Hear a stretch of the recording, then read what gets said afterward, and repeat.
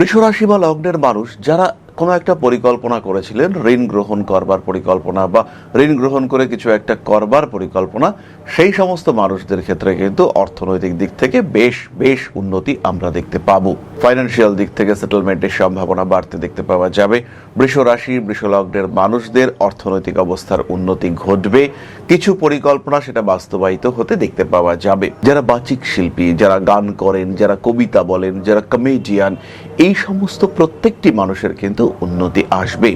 যারা ইউটিউব বা সোশ্যাল মিডিয়ায় কাজকর্ম করেন, এই সময় এটা কিন্তু তাদের জন্য ভীষণ ভালো একটা সময়। খেয়াল রাখবেন, যারা নতুন কোনো ইউটিউব চ্যানেল বা কোনো সোশ্যাল মিডিয়ার বন্দোবস্ত করেছেন বা কিছু একটা করবেন ভাবছেন, তাদের চ্যানেলটা কিন্তু ভীষণ ভালো গ্রোথ পাবে আগামী জুন মাসের পর থেকে। তাহলে এই জুন মাসে যে গ্রোথ পাবে, তার জন্য এপ্রিল টু জুন নিজের চ্যানেলটাকে ডেভেলপ করতে হবে, নিজের ক্ষেত্রটিকে আরেকটু ইমপ্রুভ করিয়ে নিতে হবে।